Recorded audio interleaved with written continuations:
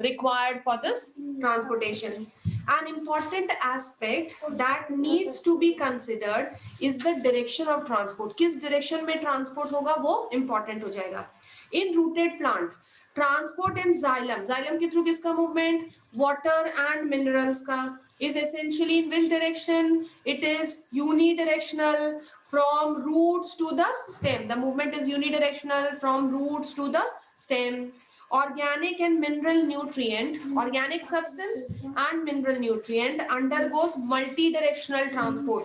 यहाँ पे phloem word नहीं है, यहाँ पे सिर्फ ये कहा गया है कि organic substance and mineral nutrient नीचे से ऊपर जाते हैं, ऊपर से नीचे जाते हैं और sideward भी जाते हैं, मतलब multi-directional movement है.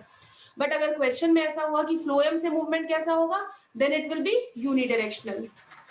Organic compounds synthesized in the photosynthesis, through what they get transport, that is different thing. Xylem पानी और मिनरल ले जाएगा, phloem food और substance, और parenchyma radial conduction करेंगे. रे parenchyma पढ़ा था.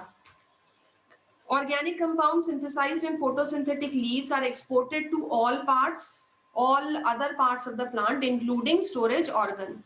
From the storage organ, they are later re-exported. Leaves में खाना बना, वो root तक गया, root में store हो गया, फिर storage organ root से वापस leaf तक, stem तक भी जाएगा. The mineral nutrients are taken up by the roots and transported upward into the stem. Leaves and the growing region, mineral nutrient root से ऊपर, stem growing region के through जाएगा. ठीक है, पेज नंबर इज 176. फ्लोएम के through movement by directional है. It is not unidirectional, not multi directional, it is by directional. Concentrate करो, NCERT लो और उसको सुनो. The mineral nutrients are taken up by root and transported upward into the stem, leaves and growing regions. When any plant undergoes senescence, senescence means aging and death. Senescence word का meaning होता है aging and death. Nutrient may be withdrawn from such region and move to the growing part. एक leaf जब fall होता है, पहले धीरे धीरे येलो होगी, येलो होने के बाद वो लीफ फॉल आकर करता है. जब उस लीफ की येलोइंग होगी तो क्या होगा, न्यूट्रिएंट्स लीफ से निकल के वापस मेन प्लांट की तरफ मूव हो जाएंगे. Nutrients will move from leaf and will go to the other parts of the plant. Okay. Hormones or plant growth regulators and other chemical stimulus are also transported in very small amount. Hormones का movement भी बहुत small amount में आकर करेगा. Sometimes in a strictly polarized or unidirectional manner. Sometimes मतलब कुछ hormones सिर्फ unidirectional manner में move करते हैं, जबकि कुछ hormone multidirectional manner में भी move करते हैं. इसके बारे में अपन hormone chapter में पढ़ेंगे कि किस hormone का movement कैसा होता है. Hence, in flowering plant, there is complex traffic of compounds, but probably very orderly. बहुत सारे compounds का movement होगा, लेकिन बहुत orderly और directional movement में होगा. Moving in different direction, each receiving some substance and giving out other substance. हर के पास एक substance आएगा और वो एक substance release भी करेगा. Okay. Means of transport. First method of transport is diffusion. Movement by diffusion is passive. Diffusion कैसा process हुआ? Passive. Why it is passive? Because energy ATP is not consumed. So the movement is passive and may be from one part of the cell to other.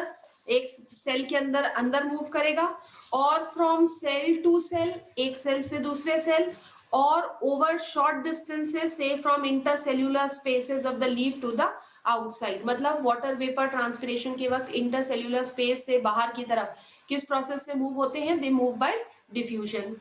Okay. No energy expenditure takes place. So diffusion के लिए किसी भी तरह की energy की requirement नहीं है. इन diffusion molecules move in random fashion. Random fashion means Brownian movement की वजह से movement होगा. The net result being substance moving from region of higher concentration to region of lower concentration. Diffusion में substance उस substance की higher concentration से उस substance की lower concentration तक move करेगा. Substance gas हो सकता है, substance liquid हो सकता है. Diffusion is a slow process and is not dependent on living system. मतलब डिफ्यूजन एक स्लो प्रोसेस है जो गैस में भी हो सकता है। क्या लिविंग सेल की जरूरत है डिफ्यूजन के लिए? नहीं है। तो डिफ्यूजन एक पैसिव प्रोसेस है, स्लो प्रोसेस है, जो नॉन लिविंग कंपोनेंट में भी हो सकता है। It does not require living system. Diffusion is obvious in gases and solid, gases में सबसे ज्यादा होगा, फिर लिक्विड्स में होगा।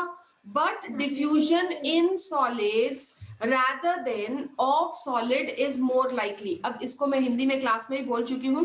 डिफ्यूजन इन सॉलिड मतलब सॉलिड में डिफ्यूजन हो सकता है, बट सॉलिड का डिफ्यूजन पॉसिबल नहीं है। सॉलिड डिफ्यूज नहीं कर सकता, सॉलिड के अंदर किसी सब्सटेंस का डिफ्यूजन पॉसिबल है।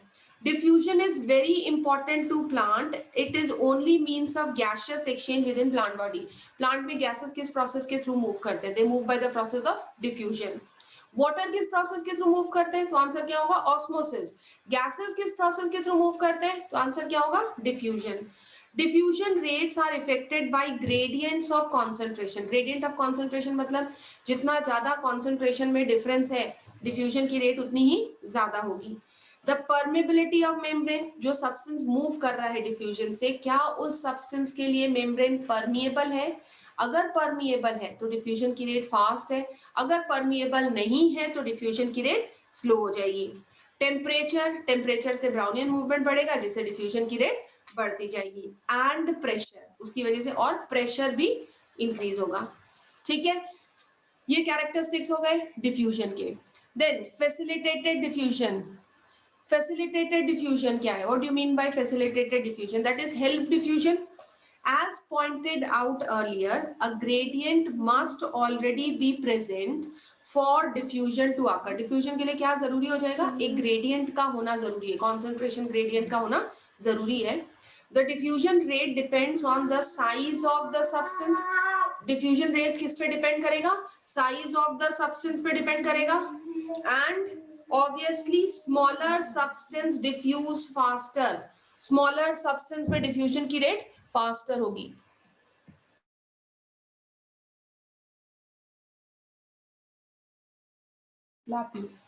हेलो या सब्सटेंस में डिफ्यूजन की रेट क्या होगी? Diffusion of any substance across a membrane depends upon solubility in lipids, the major constituent of cell membrane. जो सब्सटेंस लिपिड में सोल्यूबल है उसमें डिफ्यूजन की रेट क्या हो जाएगी? उसके डिफ्यूजन की रेट क्या होगी? फास्ट होगी। Substance soluble in lipid diffuses through the membrane faster. जो सब्सटेंस लिपिड में सोल्यूबल है वो मेम्ब्रेन से फास्टर डिफ्यूज करेंगे। Substance that have hydrophilic moiety, hydrophilic मतलब जो वाटर लविंग है, क्योंकि लिपिड हाइड्रोफोबिक है, हाइड्रोफिलिक मोइटी वाले सब्सटेंस, मोइटी मतलब मॉलिक्यूल, यूनिट कह सकते हैं, find it difficult to pass through the membrane, वो मेम्ब्रेन से इजीली पास नहीं हो सकते हैं। Their movement has to be facilitated, their movement has to be helped, उनका मूवमेंट क्या होगा? हेल्प होगा।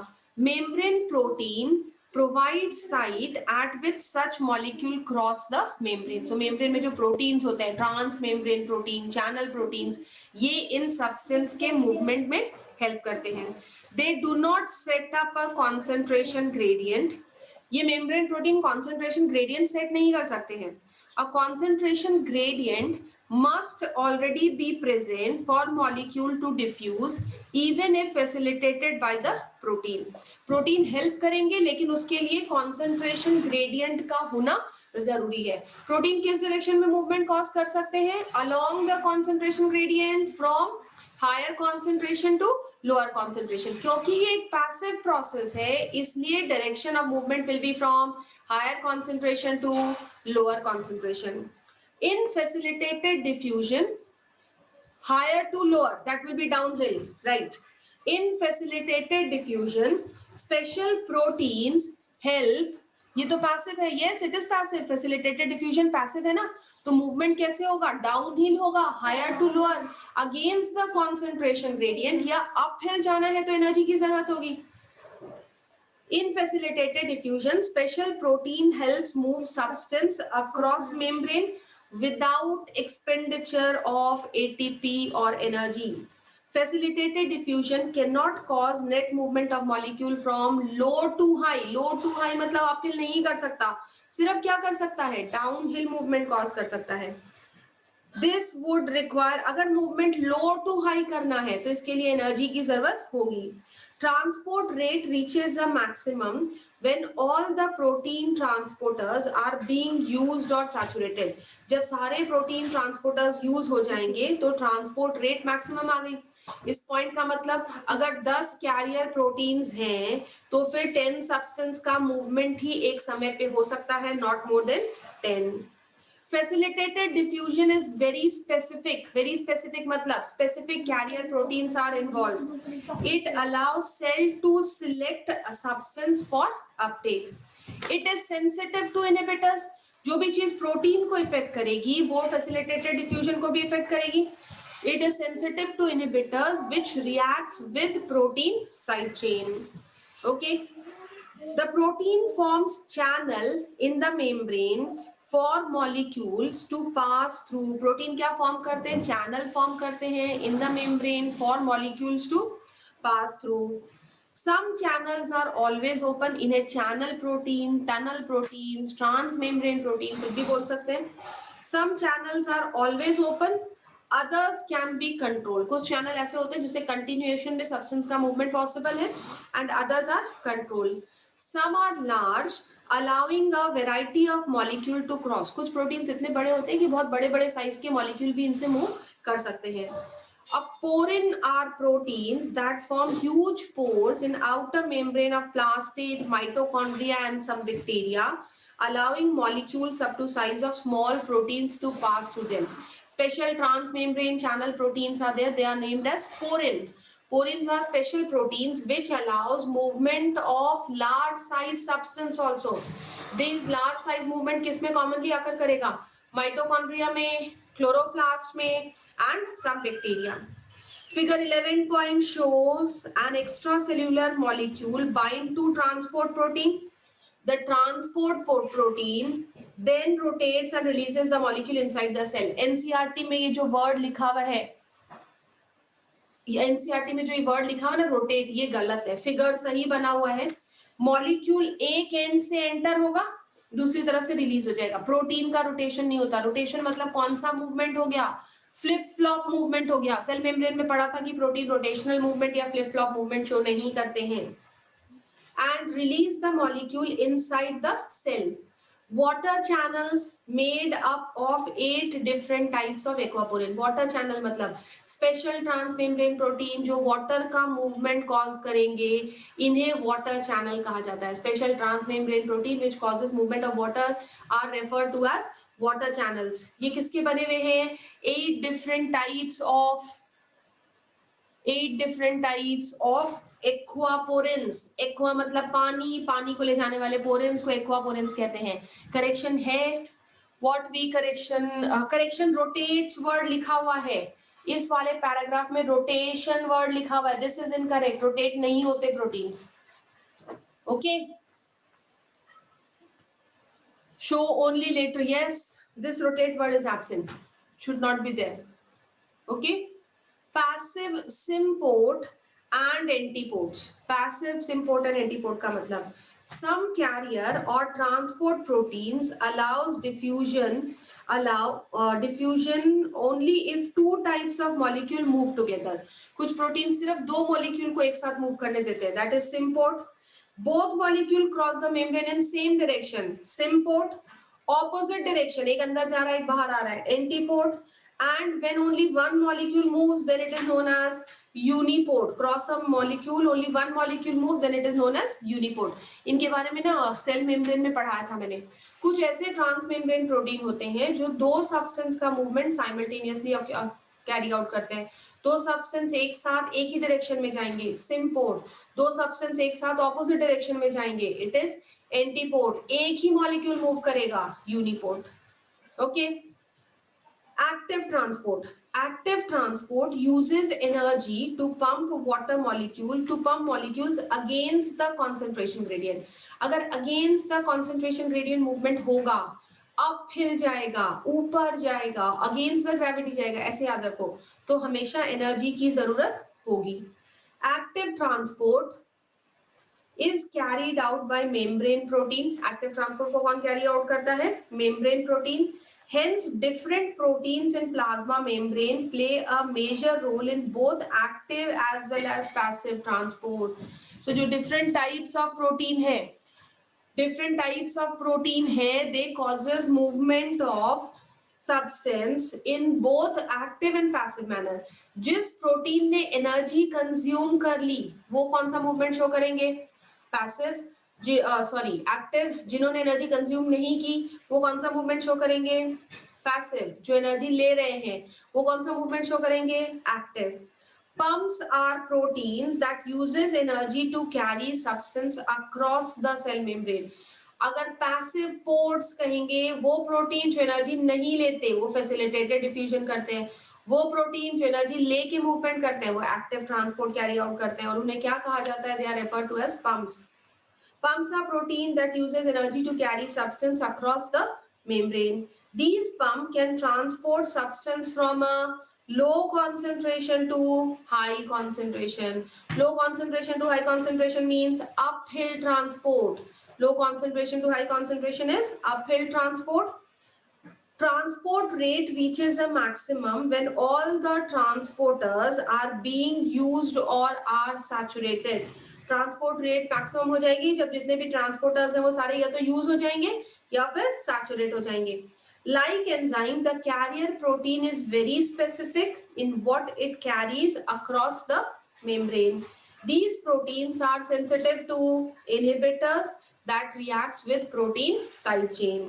अब नीचे एक टेबल दी हुई है, ये टेबल 2017 या 18 के क्वेश्चन में आई थी. अब अगर इस टेबल को देखें, लुक एट दिस टेबल. सबसे पहला पॉइंट क्या है? देखो 3 कॉलम बने हुए, simple diffusion, facilitated diffusion and active transport. Membrane protein की जरूरत किसमें होती है? सिंपल डिफ्यूजन में किसी प्रोटीन की जरूरत नहीं है, लेकिन फैसिलिटेटेड डिफ्यूजन में और एक्टिव ट्रांसपोर्ट में मेम्ब्रेन प्रोटीन की जरूरत होती है. हाईली सिलेक्टिव डिफ्यूजन सिलेक्टिव नहीं है क्योंकि कोई भी प्रोटीन की रिक्वायरमेंट नहीं है, तो जहां भी प्रोटीन की रिक्वायरमेंट होगी वो सिलेक्टिव हो जाएगा. तो facilitated diffusion and active transport दोनों कैसे हो गए? सिलेक्टिव हो गए. अगर प्रोटीन है तो ट्रांसपोर्ट सैचुरेशन आ जाएगा. अपहिल ट्रांसपोर्ट कहाँ होगा? जहां एनर्जी का कंजप्शन होगा, यानी सिर्फ एक्टिव प्रोसेस में. एंड एनर्जी की रिक्वायरमेंट सिर्फ किस में होगी? एक्टिव में होगी. ठीक है, तो 3 पॉइंट पे facilitated diffusion active point active से सिमिलर है. Okay, then plant water relationship. Water is essential for, देखो we have 10 minutes to go. Water is essential for all physiological activities of the plant and plays an important role in all living organisms. It provides a medium in which most substances are dissolved. The protoplasm of the cell is nothing but water in which different molecules are dissolved and several particles suspended. A watermelon has over 92% water, but most herbaceous plants have only 10 to 15% of water by fresh weight. Fresh weight as dry matter. Of course, distribution of water within a plant varies. Woody parts have relatively little amount of water, while soft part mostly contains water. Okay, a seed may appear dry, but it still has water. Otherwise, it would not be alive or respiring. एक dry seed में कितने percent water होता है? 14 to 15% water होता है. Terrestrial plant takes up huge amount of water daily, but most of it is lost to the air through evaporation from the leaves. This evaporation of water is referred to as transpiration. A mature corn plant absorbs almost 3 liters of water a day, while a mustard plant absorbs water equal to its own weight in about 5 hours. Because of this high demand of water, it is not surprising that water is often the limiting factor for plant growth and productivity in both agricultural and natural environment. Limiting factor मतलब वो factor जो process की rate को directly affect करेगा. Water कैसा factor हो गया? Limiting factor हो गया. Why it is limiting factor? Because water पे ही प्रोडक्टिविटी और डिस्ट्रीब्यूशन ग्रोथ डिपेंड करेगा, नेचुरल इकोसिस्टम में भी और आर्टिफिशियल एग्रीकल्चरल इकोसिस्टम में भी. ठीक है. Water potential. To comprehend plant water relation, an understanding of certain standard terms is necessary. Water potential, psi W, is a concept fundamental to understanding water movement. Solute potential and pressure potential are two main components that determine water potential. Seed में 14 to 15% water. Dry seed contains 14 to 15% water. So solute potential and pressure potential are two main components that determine water potential. Water molecule possess kinetic energy. In liquid and gaseous form, they are in random motion, but in both rapid and constant. The greater the concentration of water in a system, the greater its kinetic energy or water potential. जितना ज़्यादा पानी होगा, उतनी ज़्यादा kinetic energy होगी और उतना ज़्यादा water potential होगा. ठीक है? Hence, it is obvious that pure water will have the greatest water potential. इसलिए सबसे ज़्यादा water potential किसका होगा? Pure water का होगा. If two systems containing water are in contact, random movement of water molecule will result in net movement of water molecule from system with higher energy. Higher energy मतलब जहाँ ज़्यादा पानी है, to one with lower energy मतलब जहाँ पर कम पानी है. Thus, water will move from system containing water at higher water potential to one having low water potential.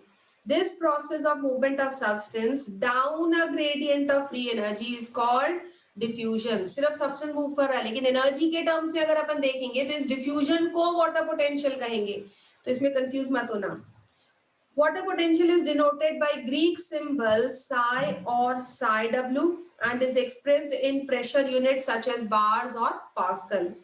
By convention, the water potential of pure water at standard temperature, which is not under any pressure, is taken to be zero. Pure water का water potential standard condition पे कितना होगा? Zero होगा. If some solute is dissolved in pure water, the solution has fewer free water and the concentration of water decreases. जैसे ही solute add करेंगे, water की concentration कम होती जाएगी, reducing its water potential. तो उसका water potential कम होता जाएगा. कितना? zero से कम होगा तो हमेशा क्या होगा? Negative होगा.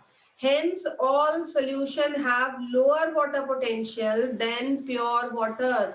इससे सभी solution का water potential हमेशा pure water से lower होता है, कम होता है. What the magnitude of this lowering due to dissolution of solute is called solute potential. इसका magnitude कि कितना कम हो रहा है, ये किस पे depend करेगा कि कितना solute add किया गया है. जितना solute add किया जाएगा, water potential उतना ही कम होता जाएगा. And it is always negative. The water potential is always negative because it is decrease in energy. The more the solute, the lower or more negative is psi s. For a solution at atmospheric pressure, सिर्फ atmospheric pressure पे देखें तो water potential psi w is equal to solute potential psi s. Atmospheric pressure पे water potential psi w किसके बराबर हुआ? Solute potential psi s के बराबर होगा. If a greater pressure then atmospheric pressure is applied. So if a pressure greater than atmospheric pressure is applied to pure water or a solution, the water potential increases. मतलब additional पानी डालेंगे तो it is equivalent to pumping water from one place to another. Can you think of any system in our body where pressure is built up? Pressure कहाँ? Kidney में generate होता है, lungs में generate होता है, heart में generate होता है pressure. Pressure can build up in plant system when water enters a plant cell due to diffusion. जब भी water diffusion की वजह से enter होगा, तो एक pressure plant cell में generate होगा, causing a pressure to build up against the cell wall. This it makes the cell turgid. तो turgid state में cell कौन सा pressure exert करता है? Turgor pressure exert करता है. This increases the pressure potential. जब सेल टर्जिड हो गया, पानी जब सेल के अंदर आया तो सेल टर्जिड हो गया, तो वाटर के आने की वजह से एनर्जी बढ़ी, तो उस इंक्रीज को क्या कहेंगे? Pressure potential. Pressure potential is usually positive, though in plants negative potential or tension in the water column in the xylem plays a major role in transport water transport upper stem, ये पढ़ चुके हैं अपन, transpiration pull theory पढ़ी थी। Xylem में water loss की वजह से नेगेटिव टेंशन या सक्शन जनरेट होता है जो वाटर कॉलम को अपवर्ड डायरेक्शन में पुल करेगा। Pressure potential is denoted by psi P, psi P की वैल्यू किसके इक्विवेलेंट होती है, टर्गर प्रेशर के इक्विवेलेंट होती है। Water potential of a cell is affected by both solute and pressure potential. So water potential of a cell is affected by both solute and pressure potential. The relationship between them is follows. So psi W is equal to psi S plus psi P. Psi S क्या है, solute potential. ये psi S क्या करेगा, water potential को कम करेगा, negative करेगा, decrease करेगा। psi P क्या है, प्रेशर पोटेंशियल, और टर्गर प्रेशर ये क्या करेगा, वाटर पोटेंशियल को इंक्रीज करेगा। ठीक है, यहां तक कोई भी डाउट? अब टाइम खत्म होने वाला है, तो 3 बजे तुम लोगों की भी क्लास है और 3 बजे से मेरी भी क्लास है, तो आज अपन इतना ही पढ़ते हैं। इस वीक में एक और ऐसे ही 40 मिनट्स का एक और लूंगी, तो उसमें एनसीईआरटी को फिर से पूरा कंप्लीट पढ़ लेंगे। ठीक है, दैट विल डू, यस और नो, एनी प्रॉब्लम? हमारी तुम्हारी नहीं है, पता है मेरी क्लास है ना, तो I have a class from 3। Okay, now your work will be to read till this part. इसको एक बार अभी जहां भी बैठे हो अपने स्टडी टेबल पे, जहां भी पढ़ रहे हो, इसको वापस एक बार खुद पढ़ो, फिर जो भी डाउट आए वो मुझे पूछना। मुझे नहीं लगता कोई डाउट आएगा कि एक बार पढ़ लिया, इसके बाद ऑस्मोसिस से आगे पढ़ लेंगे, यानी इसी वीक में पढ़ा दूंगी। और ठीक है, इसी वीक एक बार और 40 मिनट्स का ऐसे लेक्चर लेंगे and will read this part. Okay, इसके अलावा कोई भी डाउट है? यहां तक जो भी पढ़ा सबको समझ में आ गया ना? एडमिशन कब से स्टार्ट होंगे? एडमिशन 11th of January से पहले पहले you have to deposit the fee. If you deposit the fee you will get fee benefit. उसकी सारी इंफॉर्मेशन तुम लोग के पास बहुत सी बार व्हाट्सएप पे आ चुकी है, और ए सेट का रिजल्ट भी शायद इसी वीक तक आ जाएगा, तो वो क्लब करके you can deposit your fees before 11th of January। Okay, तो यहां तक तुम लोग पढ़ लेना, इसके बाद मैं आगे पढ़ा दूंगी। एसेट का रिजल्ट आ जाएगा बेटा, इस वीक में आ जाएगा। मेगा बैकअप का time I will send it. मैं मेरा शेड्यूल देख लो, जिस दिन मैं फ्री हूँ, शायद कल या परसों। तुम लोग की डाउट क्लास कल कौन सी क्लास है? कल किसकी डाउट क्लास है? तो I talk, I just send it on the group, don't worry, ये बंद हो जाएगा कभी भी। तो मैं